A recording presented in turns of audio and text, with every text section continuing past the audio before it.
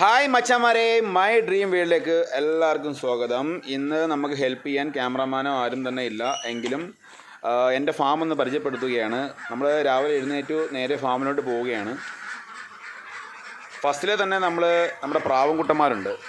നല്ല നാടൻ പ്രാവാണ്. നാടൻ പ്രാവുകളെ വളർത്തുന്നവർക്ക് അറിയാം അത്രമാത്രം എന്താ പറയുക, നമുക്ക് വലിയ കെയറിങ്ങോ കാര്യങ്ങളോ അസുഖങ്ങളോ ഒന്നുമില്ലാത്ത രീതിയിൽ, അതായത് എന്താ പറയുക, വലിയ അസുഖങ്ങളൊന്നും വരത്തില്ല. അതുകൊണ്ട് തന്നെ നമുക്ക് അവരെ നോക്കാനും വലിയ എളുപ്പമാണ്. അവരൊക്കെ കൂടുകൾ നമ്മൾ പണിഞ്ഞേക്കുന്നത് പുറത്താണ്. കാരണം വേറൊന്നുമല്ല, അവർക്ക് പുറത്ത് പോകാം, പറക്കാം. ഒരിക്കലും ഞങ്ങൾ ഒരു പ്രാവിനെ അടച്ചിട്ട് വളർത്താൻ, ഒരു പറക്കുന്ന ജീവിയെയും അടച്ചിട്ട് വളർത്താൻ ഇഷ്ടപ്പെടാത്ത ഒരു പ്രകൃതമാണ് എൻ്റേത്. അതുകൊണ്ട് തന്നെ അവർക്ക് ഫുൾ സ്വാതന്ത്ര്യമാണ്. പിന്നെ രാത്രി അടയ്ക്കുന്നത് പൂച്ച, മരപ്പട്ടി, കീരി ഇങ്ങനെയുള്ള ശല്യങ്ങൾ ഒന്നും പ്രാവുകൾക്ക് വരാതിരിക്കാൻ വേണ്ടിയാണ് അടച്ചിരുന്നത്.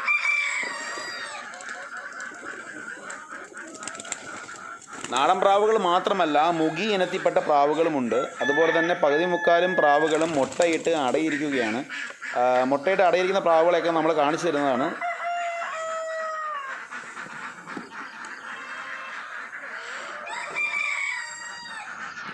ഇതൊരു മുഖിയാണ്. ഇത് 2 മുട്ടയ്ക്ക് അടയായി. 2 മുട്ട ഇട്ടതിന് ശേഷം അടയായ ഒരു മുഖിയാണ്.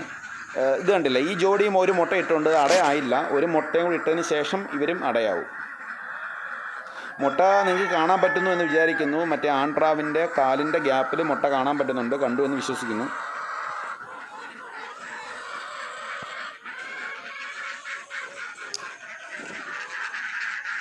മച്ചന്മാരെ, പ്രാവുകളെ വളർത്തുക അതൊരു വലിയ സംഭവം തന്നെ, വലുതായിട്ട് സംഭവമൊന്നുമില്ല. എങ്കിലും നമ്മുടെ കുറച്ച് കെയറിങ്ങുകൾ പ്രാവുകൾക്ക് വേണം. അസുഖങ്ങൾ വരുമോ എന്ന് ചോദിച്ചാൽ വരും.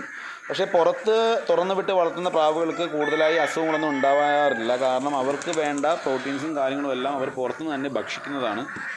ഇതും ഒരു മുഖിയാണ്. അടുത്ത അടയിലൊരു മുഖിയാണ്. പിന്നെ കോഴികൾക്കുള്ള ദഹനശേഷിയുള്ള ഓസോമീൻ, പിന്നെ ബി കോംപ്ലക്സ്, പിന്നെ ലിവർ, എന്താ പറയുക, മെഡിസിൻസ് കാര്യങ്ങളെല്ലാം തന്നെ നമ്മുടെ കയ്യിൽ അവൈലബിൾ ആണ്. അത് നമ്മൾ എപ്പോഴും വാങ്ങി വെച്ചേക്കും. എന്തെങ്കിലും അസുഖം നമുക്ക് സംശയമായി തോന്നിയാൽ തന്നെ അതെല്ലാം കൊടുത്ത് നമ്മൾ അവരെ എന്താ പറയുക, രക്ഷിക്കുന്നതാണ്. പ്രാവുകൾക്ക് ഞാൻ കൊടുക്കുന്ന ഫുഡെന്ന് പറഞ്ഞാൽ ഗോതമ്പാണ്. ഗോതമ്പ് കൊടുക്കും, ചെറുപയർ കൊടുക്കും, കപ്പലണ്ടി കൊടുക്കും, നീലക്കടല കൊടുക്കും, അരി കൊടുക്കും, ഗോതമ്പ് കൊടുക്കും. അങ്ങനെ എല്ലാം തന്നെ നമ്മൾ പ്രാവുകൾക്ക് കൊടുക്കുന്നതാണ്. അത് രാവിലെ തന്നെ ഒരു നേരം കൊടുക്കും, പിന്നെ വൈകിട്ട് ഒരു നേരം കൊടുക്കും. ബാക്കിയുള്ള ടൈമെല്ലാം അവർ പുറത്ത് പോയി അവർക്ക് ഇഷ്ടമുള്ള ഭക്ഷണങ്ങൾ കണ്ടുപിടിച്ച് കഴിക്കുന്നതാണ് നമ്മൾ കൊടുത്തേക്കുന്ന ശീലം.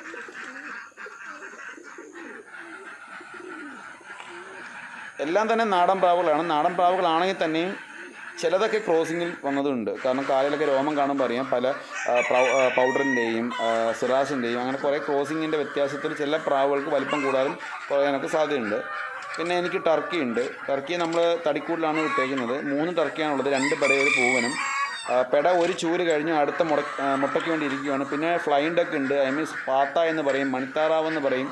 അങ്ങനെ പല പേരിലാണ് ഇത് അറിയപ്പെടുന്നത്. എൻ്റെ ഫ്ലൈൻ ഡക്ക് എന്ന് പറഞ്ഞാൽ 2 ചെറുതാണ്. മുട്ടയിട്ട് തുടങ്ങിയില്ല. നമ്മളിപ്പോൾ വാങ്ങിയതേ ഉള്ളൂ. ഫസ്റ്റ് ടൈം അതിനൊക്കെ വളർത്തുന്നത്. ഇതിനെക്കുറിച്ചുള്ള കാര്യങ്ങളെല്ലാം എനിക്ക് വലുതായിട്ടൊന്നും അറിയില്ല. എന്തായാലും 2 എണ്ണത്തിനെ വളർത്തി നമ്മൾ തന്നെ ഒബ്സർവ് ചെയ്ത് ഇതിനെക്കുറിച്ച് കാര്യങ്ങൾ പഠിച്ചുകൊണ്ടിരിക്കുകയാണ്. ടർക്കി കോഴി ഓൾറെഡി എൻ്റെ കയ്യിൽ ഉണ്ടായിരുന്നു. കുറേ നാളത്തേക്ക് വളർത്തെല്ലാം നിർത്തി വെച്ചേക്കുവാണ്. കാരണം ടർക്കി കോഴി നമ്മൾ ഏറ്റവും കൂടുതൽ യൂസ് ചെയ്യുന്നത് നാടൻ കോഴിയുടെ മുട്ട അടയിരിക്കാൻ ഏറ്റവും നല്ലത് ടർക്കിയാണ്. കാരണം ഓൺ ടൈം തന്നെ നല്ല രീതിയിൽ കുറേ മുട്ടകൾ, നാടൻ കോഴിക്ക് 10 മുട്ടയാണ്, നമുക്ക് 20 മുട്ട വരെയും ടർക്കി കോഴിയുടെ അടിയിൽ വെച്ച് വിരിയിക്കാവുന്നതാണ്. ആ ഒരൊറ്റ കാരണത്താണ് നമ്മൾ ടർക്കികൾ എടുക്കുന്നത്. കാരണം എൻ്റെ ഈ ഭാഗത്ത് കൊല്ലത്ത് ഇതിനൊന്നും വലിയ മാർക്കറ്റില്ല. നമ്മളൊരു വീപ്പയ്ക്കകത്താണ് വെള്ളം വെച്ചേക്കുന്നത്. പ്രാവിനാണ്. കാരണം താഴെ വെള്ളം വെച്ച് കഴിഞ്ഞാൽ ഇപ്പം തന്നെ കാണാം, താറാവിനെ തുറന്നു വിടാൻ പോവുകയാണ്. താറാവിനെ തുറന്നു വിട്ട് കഴിഞ്ഞാൽ വീപ്പയ്ക്കകത്തിരിക്കുന്ന വെള്ളം താറാവ് ചുണ്ടിട്ട് അടിച്ച് കലക്കി, അതുപോലെ തന്നെ മണ്ണും അതും ഇതെല്ലാം കുളിക്കുകയൊക്കെ ചെയ്ത് ആകെ കുളമാകും. അതുകൊണ്ടാണ് നമ്മൾ ഇത്രയും പൊക്കത്ത് പ്രാവിന് വേണ്ടി വെള്ളം ടീപ്പ് തിരിച്ച് വെച്ച് അതിനകത്ത് വെച്ചേക്കുന്നത്. ഇത് നമ്മുടെ താറാവ് കിടന്ന റൂമാണ്. താറാവ് കിടന്ന റൂം എന്ന് പറഞ്ഞാൽ താറാവ് അതിരാവിലെയാണ് മുട്ടയിടുന്നത്. നമുക്കിപ്പോൾ കണ്ടിട്ടില്ലേ, താറാവ് മുട്ടയാണിത്. നമുക്ക് ഇത്രയും മുട്ടയാണ് ഇന്ന് രാവിലെ കിട്ടിയത്. എനിക്ക് കുറേ താറാവ് ഉണ്ടായിരുന്നു. ഞാൻ എല്ലാം കൊടുത്തു. കാരണം ഇവിടെ വയൽ കൃഷിയായി കഴിഞ്ഞ് കഴിഞ്ഞാൽ നമുക്ക് താറാവിനെ വളർത്തി കഴിഞ്ഞാൽ ഭയങ്കരമായ നഷ്ടമാണ്. കാരണം നമ്മൾ തീറ്റി കൊടുത്ത് മുടിയുന്നതല്ലാതെ ഇവർ മുട്ട അതുപോലെ തരത്തില്ല. അതുകൊണ്ട് നമ്മളിപ്പോൾ 26 താറാവിനെ മാത്രമേ ഇട്ടുള്ളൂ. ബാക്കി എല്ലാത്തിനും ഞാൻ കൊടുത്തു. മാക്സിമം എനിക്കൊരു 65 താറാവ് ഉണ്ടായിരുന്നു. ബാക്കിയെല്ലാം ഞാൻ കൊടുത്ത് ഒഴിവാക്കി. ഇത് ജാക്കി എന്ന് പറഞ്ഞു കഴിഞ്ഞാൽ വെറും കൂറ. ഇവൻ്റെ ഒരു സ്വഭാവം എന്ന് പറഞ്ഞാൽ ഇവനെ എപ്പോൾ പോയാലും ആരെ കണ്ടാലും കടിക്കും. ഇവനെ കെട്ടിയിട്ടേക്കുന്ന വേറെ ഒന്നും കൊണ്ടല്ല, പുറത്തൊക്കെ വലിയ വലിയ പൂച്ചകളുണ്ട്. അപ്പോൾ ഇവൻ അവരുടെ കൂടെ കളിക്കാനൊക്കെ പോയി കഴിഞ്ഞാൽ കടിയൊക്കെ കൊണ്ട് അവന് പ്രശ്നം ഉണ്ടാവും. ഇത് കണ്ടല്ലേ പാത്ത, പെൺപാത്തകളെ പറക്കുകയുള്ളൂ. മീൻസ് ഫ്ലൈങ് ഡക്ക് എന്ന് പറഞ്ഞാൽ ഫ്ലൈങ് ഡക്കുകൾ മാത്രമേ പറക്കത്തുള്ളൂ. ആണുങ്ങൾക്ക് വെയിറ്റുകൾ കൂടുതലുണ്ടായതുകൊണ്ട് പറക്കത്തില്ല. BB38 കോഴികളാണ്. ഇവർക്ക് രാവിലെ ഫുഡ് കൊടുക്കുക. ഇവരെ പുറത്തൊന്നും വിടാറില്ല. അതുകൊണ്ട് തന്നെ ഇവർക്ക് വേണ്ട പ്രോട്ടീൻസ് നമ്മൾ കൂട്ടി തന്നെ എത്തിക്കണം. ഇവർ കൊടുക്കുന്ന ഫുഡെന്ന് പറഞ്ഞാൽ ലെയർ മാഷ് നമ്മൾ കൊടുക്കാറുള്ളൂ. പിന്നെ വല്ലപ്പോഴും വാഴയില, കപ്പയില, മുരിങ്ങയില ഇതൊക്കെ കൊടുക്കാറുണ്ട്. ഇതൊക്കെ ഇവരുടെ ശരീരത്തിന് ഏറ്റവും നല്ല കാര്യങ്ങളാണ്. അതുകൊണ്ട് തന്നെ ഇത് കൊടുക്കാറുണ്ട്. ഇവരുടെ മുട്ട എന്ന് പറഞ്ഞു കഴിഞ്ഞാൽ നമുക്ക് വർഷത്തിൽ നല്ല രീതിയിൽ മുട്ട തരുന്ന ഒരു കോഴി തന്നെയാണ് BB38.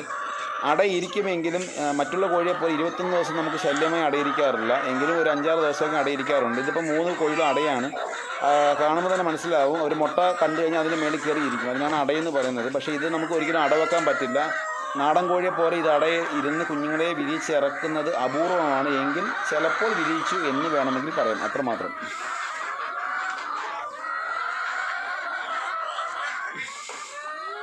കോഴികൾക്ക് മുട്ടയിടാൻ വേണ്ടിയിട്ട് ഞാൻ തക്കാളിപ്പെട്ടി എന്ന് പറയും. മലക്കറി കടയിലൊക്കെ കിട്ടും. വലിയ വിലയൊന്നുമില്ല. 15 രൂപ 16 രൂപ റേറ്റിലൊക്കെ നമുക്ക് ഈ തക്കാളിപ്പെട്ടിൽ കിട്ടുന്നതാണ്. ഒരു മറവ് കൊടുത്തു കഴിഞ്ഞാൽ കോഴികൾക്ക് എത്രയും പെട്ടെന്ന് അവിടെ തന്നെ മുട്ടയിടാൻ സാധിക്കുന്നതാണ്. പിന്നെ ഞാൻ ഇതിനു മുമ്പ് ചെയ്ത വീഡിയോയിൽ വിരിഞ്ഞിറങ്ങിയ കുഞ്ഞുങ്ങളാണ്. അടയിരുന്ന് വിരിയിച്ചത് സത്യം പറഞ്ഞാൽ ആരും വിശ്വസിക്കുമെന്നറിയില്ല. കൊച്ചിൻ ഫാൻറ്റ എന്ന ഇനത്തിൽപ്പെട്ട കോഴിയാണ്. പലരും എൻ്റെ ചോദിച്ചുകൊണ്ട് കൊച്ചിൻ ഫാൻറ്റ അടയിരിക്കുമോ എന്ന്. പക്ഷേ ഇതിപ്പോൾ ഇരുന്ന് കേട്ടോ. നമുക്ക് BB38 കോഴികൾ, അതായത് എൻ്റെ രാവിലെ കളക്ഷൻസ് എന്ന് പറഞ്ഞാൽ ഉച്ച കഴിഞ്ഞതിന് ശേഷമേ മൊത്തം മുട്ടയിട്ട് തീരൂ. എങ്കിലും രാവിലെയുള്ള മുട്ടകൾ നമുക്ക് കളക്ട് ചെയ്യാം. ആ മൂലയ്ക്ക് ഇരിക്കുന്ന കോഴികളെല്ലാം മുട്ടയിടാൻ വേണ്ടി ഇരിക്കുകയാണ്. നമുക്ക് രാവിലെ ഇട്ട ഉള്ള മുട്ട നമുക്ക് കളക്ട് ചെയ്യാം.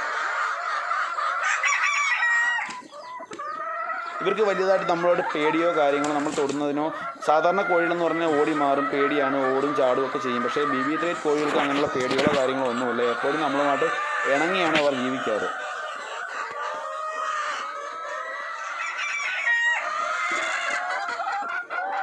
അടപ്രായമായ കോഴികൾ എപ്പോഴും മുട്ടയോട് ചുറ്റിപ്പറ്റി മുട്ടയുടെ മുകളിൽ കയറി ഇരിക്കാൻ ശ്രമിക്കും. മാക്സിമം നമ്മൾ അട ഒഴിവാക്കാൻ വേണ്ടി ആ കോഴികളെ എടുത്ത് മാറ്റാറാണ് പതിവ്. എടുത്ത് മാറ്റി കഴിയുക. പണ്ടുള്ള ആൾക്കാരൊക്കെ പല രീതിയിൽ നാട്യപരമായ രീതിയിലൊക്കെ കോഴികളെ അടമാറ്റാൻ വേണ്ടി ശ്രമിക്കാറുണ്ട്. ഏറ്റവും കൂടുതൽ ആൾക്കാർ ചെയ്യുന്നത് പഴയ അമ്മൂമ്മമാരൊക്കെ ചെയ്യുന്നതെന്ന് പറഞ്ഞു കഴിഞ്ഞാൽ കോഴിയുടെ ഒരു തൂവൽ അതായത് വലിച്ച് ഊരിയെടുത്ത് ഒരു കോഴിയുടെ മൂക്ക് കിഴിച്ചിടാറുണ്ട്. പക്ഷേ ഇതൊന്നും നമ്മളൊന്നും ചെയ്യുന്നില്ല. അവരുടെ അട അവരുടെ സമയത്ത് തന്നെ മാറ്റിക്കോട്ടെ, അതാണ് നമ്മുടെ ഇഷ്ടം.